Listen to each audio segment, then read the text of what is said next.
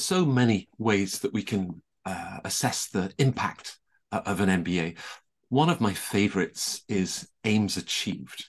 And my next guest comes from one of the world's top business schools that has one of the highest aims achieved percentages as measured by the FT and others. They also have extraordinary placement rates for their MBA graduates. They've been in the top 25 of the Financial Times MBA ranking for 14 years.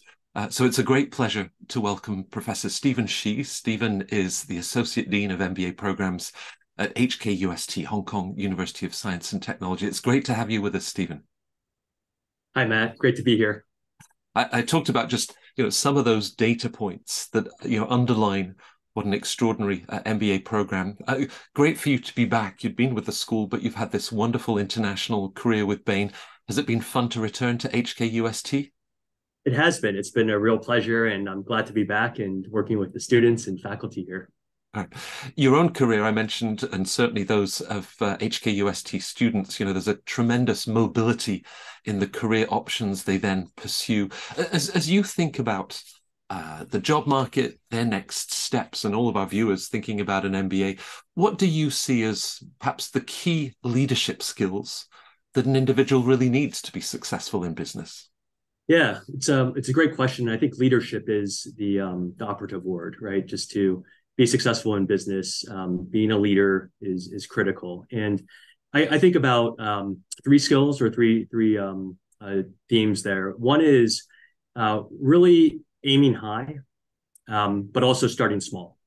And when you're a leader, you've got to persuade other people to work with you, and people want to make a big difference, right? So setting a set of high aspirations. And it could be something like, if you're a business leader, setting a stretch ambition for your team and talking about things like doubling market share or, doubling revenue in 5 years, things like that. But I also think it's more than that. Sometimes it's about setting high standards and aiming high in terms of standards for the product you're going to deliver to customers, the service you're going to deliver, how you treat employees, standards on personal ethics and integrity.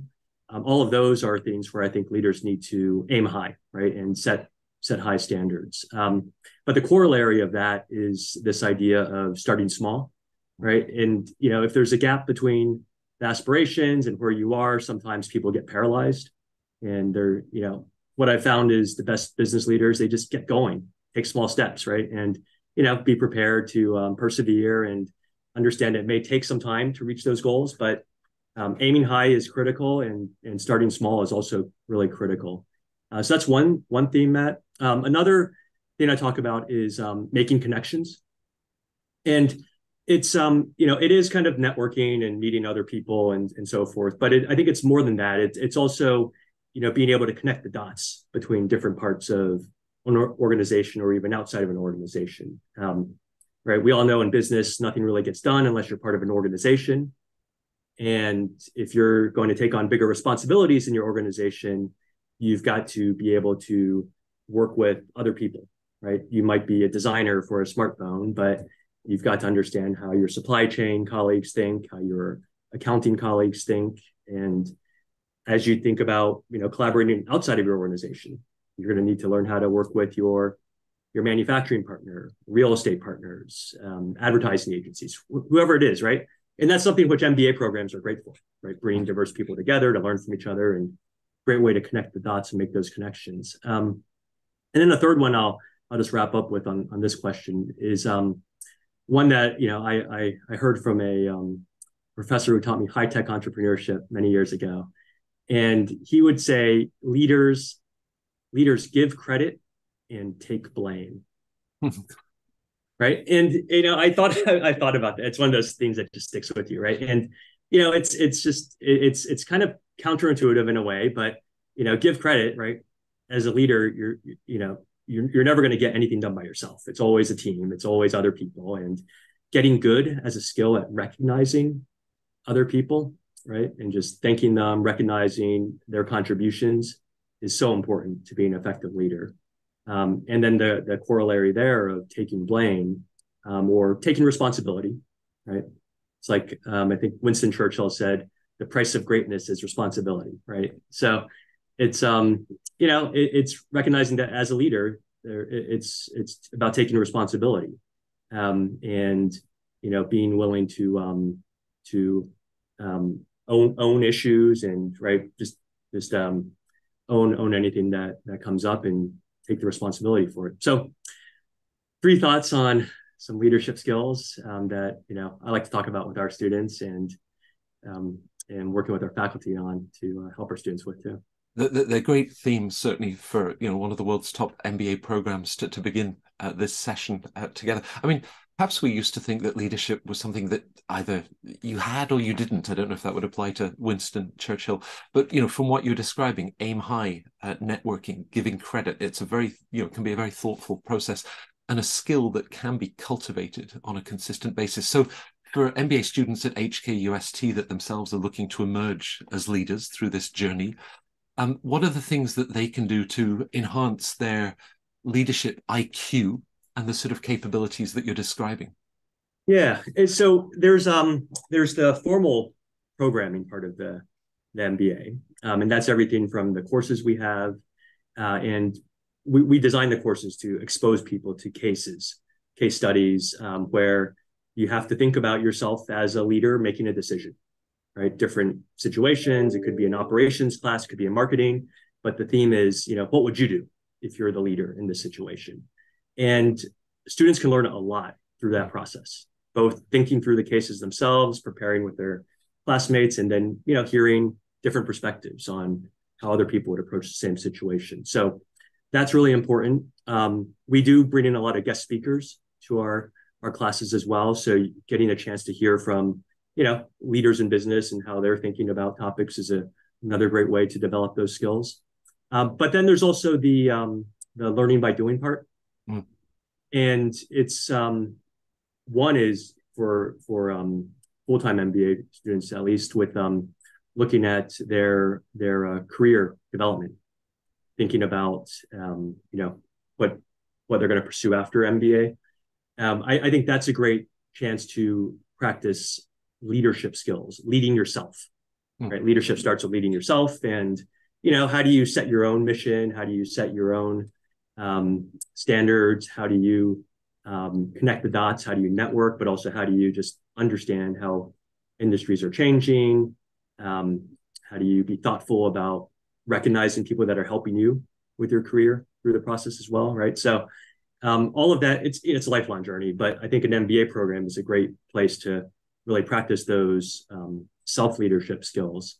And then the final, a big opportunity is taking initiative to do something in the MBA program, right? Could be with a student club, could be, taking the initiative to start something. It could be another student activity. I think about a couple of students this year who they took the initiative to start a MBA tournament, sports tournament, right, for other programs, right? And it was a great day of fun. They managed to bring together students from all over Hong Kong and played football, basketball, badminton, table tennis. Great day of fun and friendship, and it really happened because of 2 students who said they're going to lead this. And their ability to mobilize a group of volunteers, I think they would tell us that they learned a lot from it about leadership. And I think the great thing about these student-led activities is you're leading volunteers. And when you can lead volunteers, you're actually developing the skills that are going to help you to be even more effective as a business leader and in other organizational situations as well. Right. So lots of opportunities to help. Were they able to persuade you as the associate dean to also participate in one of those sports? What would be your specialty? I spent a lot of time at the basketball court, watching them. Now, Hong Kong, connecting the East and the West, you have over 90% international students in the MBA program at HKUST. In this very global business landscape, communicating across cultures becomes so important. I'm sure it's a great example with the MBA tournament you're describing. So how is the program helping to develop the leadership skills within that international context, and supporting them learning to lead others, whether volunteers or in business? Yeah. So Hong Kong, very international city, and our program, as you mentioned, very international. When I think about cross-cultural, I think it's a lot of dimensions of that, right? One is the fact that we've got students in our classroom from people that worked at Chinese companies, people that worked at American companies, people that worked at Japanese companies, European companies, right? And being able to share about how these types of companies operate in their cultures. It's a big source of learning. But it's also, the differences in professional culture, right? So, I love it when I have someone from, let's say, a design background get together with a banker, Right. And, watching them interact and just share kind of how they view the world. And those types of experiences are things that we also try to make sure we're encouraging. So it's, certainly international, but also professional diversity, understanding those types of cultures. And how do we do it? A lot of it's the learning by doing that I mentioned. It's our classes require a lot of group work. So people get to know each other, right? Not just socially, but having to work together for their classes, and finding ways to we could students join our case competitions where we may have a group of students go to another business school and compete in a competition in Europe, and then it's a great chance for them as a cross-cultural team to collaborate and learn from each other, but then also have to persuade judges who are European, let's say, and how do you think about communication that way? And I'll mention one other experience that I'm really excited about for our students, which is a consulting project, a course that involves consulting to organizations, corporate clients, and so forth. But what's unique about this one is it's a joint course with our Masters of Science in Business Analytics students. Right. And these are students who tend to be younger. Some of them don't have work experience yet, just out of undergrad. But the MBA student can serve as the project leader. And they're put into a situation of having to work cross-culturally with different people with a different skill set, more data science type skill set, but then being that bridge between the client and the project team and helping to make sure everybody's communicating well. So that's another type of cross-cultural learning experience that I think is really exciting for MBA students. I guess you touch upon, and we can see that dramatic background. You have one of the most beautiful campuses in the world with that view of Clearwater Bay, but this tie to science and technology, data analytics in the program that you mentioned. When you walk through the corridors, when you sort of look at these study groups of the banker worrying about positive cash flow and the designer talk about user interface, it must be very exciting to then watch this in action. Oh, absolutely. Absolutely. And, one of the great things here that's been developing is our broader entrepreneurship investments in the university as a whole, right? Not just the business school, but our engineering department, our science department. We've all made a big commitment to really develop great entrepreneurs. So it's a dynamic environment, great chance for MBA students to not just meet other MBA students, but also interact with some of the up and coming stars in artificial intelligence, environmental science, lots of different disciplines where we're doing great work here at UST. Yeah, we started with this idea of aiming high. And of course, you've had a lot of involvement with the career services team, over 95% of students that have a job offer, within 3 months of the program. And often, perhaps, and understandably, MBAs might be focused on a specific role in a particular company or the career path that they want to follow. How do you encourage them to use this very personal journey at HKUST, to think about the next steps of their career? Yeah, it's highly integrated, and as you mentioned, Matt, I did spend some time leading our career services team here at HKUST about a dozen years ago. So, this is an area that's very near and dear to my heart, and it's one that I, as the associate dean for MBA programs, I really recognize the importance of this area for our students and preparing them for their future careers. So the way I think about it is, what are employers looking for, but also what are the people that students are going to be doing business with in the future? What are they looking for? Right? People they're going to be leading, colleagues, and so forth. And a lot of it comes down to that, who you are, right? How do you develop, as you mentioned, how do you develop that? And when I talk to recruiters, sometimes people talk about, they're looking for people who just have a learning attitude, or people that are confident but not arrogant, right? Or sometimes people describe it as people that have a certain gravitas.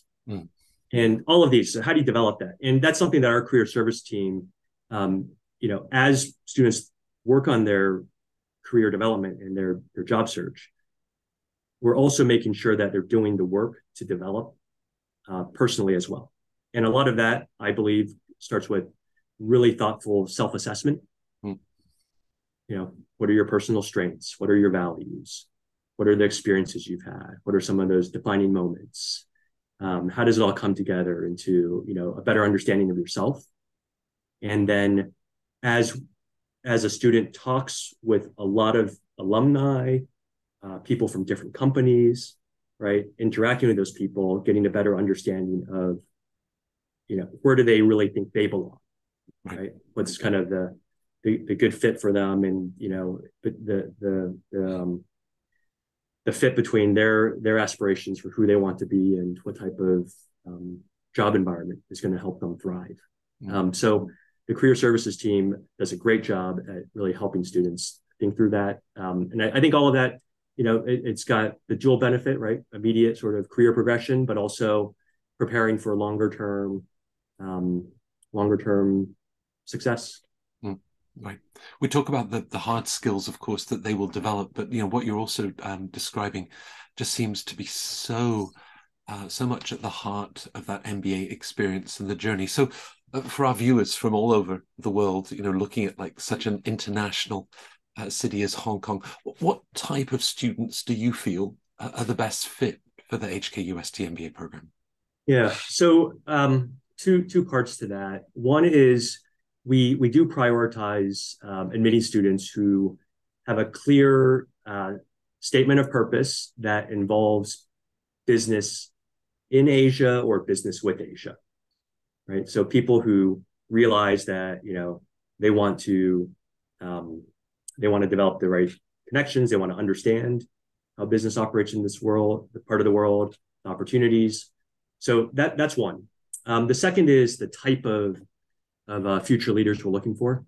And it goes back to some of those skills I talked about earlier. We're not looking for people that have fully formed all of those skills, but we are looking for people who are aiming high.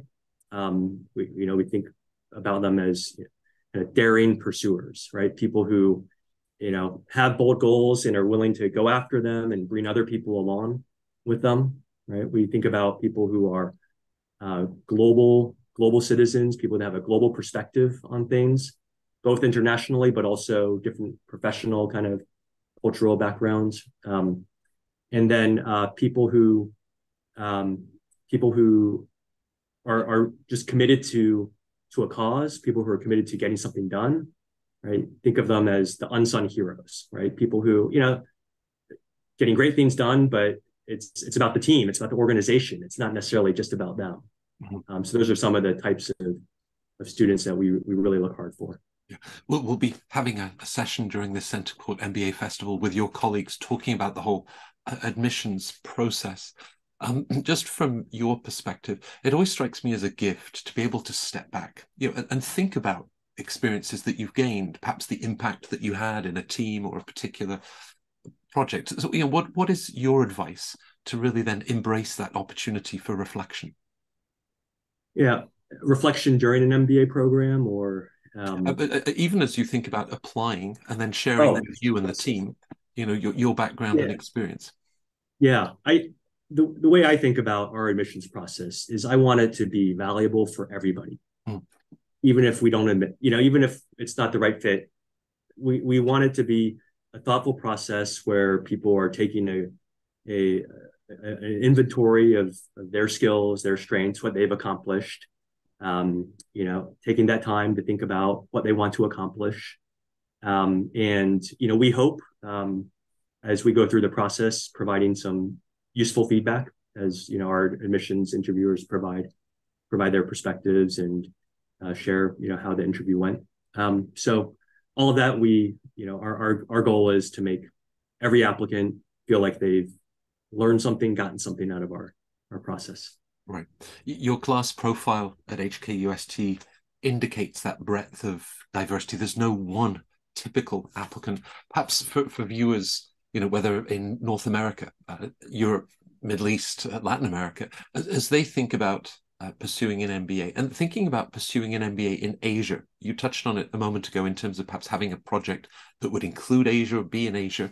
Um, why? What are the opportunities, and why might that be such an attractive option?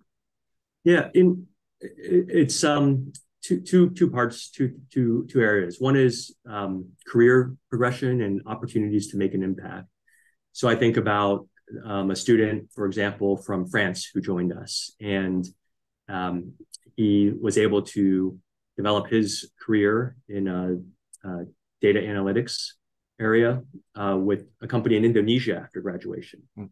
So he came from France, came to Hong Kong, studied at our program, landed an exciting position with a tech player in Indonesia.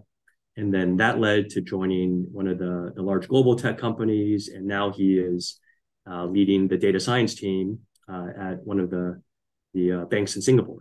Right. So, that type of career opportunity, I think it's really exciting for the right type of person who's interested in being in a high growth region. But also the personal learning opportunities, I think, are really exciting as well. I myself, I grew up in the U.S., but the opportunity to live and work and study in another place, and for me, it's been Asia.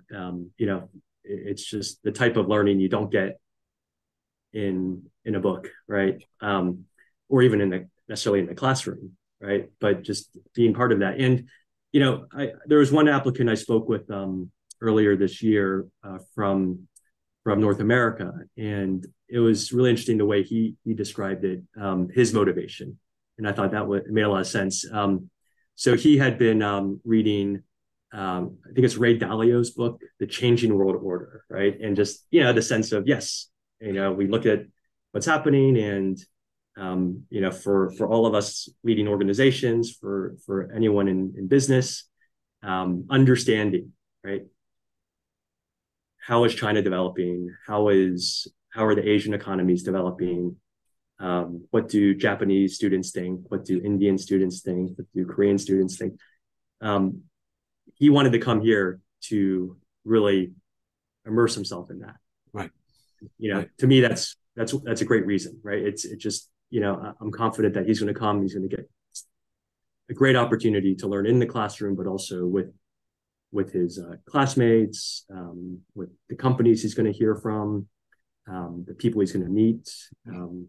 We have an exchange program. He may do an exchange program to another school as well. So it's just a great international learning experience. And it strikes me that the MBA is such a great framework to then be able to explore those opportunities with an incredibly supportive network that surrounds you. So for anybody watching this that wants to take that next step, you talked about applying to the school. You want that to be a win-win for everybody. What do you recommend in terms of reaching out to your team, perhaps talking to students and alumni, just to get a better sense of the HKUST program? Yes. So definitely reach out. Our admissions team loves talking to applicants and we like to get to know people even before the formal application starts. So do reach out. Our alumni are very supportive, quite willing to talk. Nowadays, people do their searches on LinkedIn and others to find alumni, but our admissions team can refer alumni to serious applicants as well. And students, we've got different ways to help connect with students. So that's something that we do recommend as well. And I do, as someone that's involved with our admissions process, I do like to see applicants who have, talked to people, talk to alumni, talk to students, and can demonstrate why they really think our program is a good fit with them. Well, Stephen, I'm very grateful that you were talking with us. I had shared some of the remarkable data points about the program, but you brought in this wonderful and very thoughtful narrative about leadership and where leadership begins with yourself before you can lead others. So for sharing all of those insights, and I'm sure our viewers that will be eager to talk with your colleagues, thank you so much for joining us at this Centre Court MBA Festival.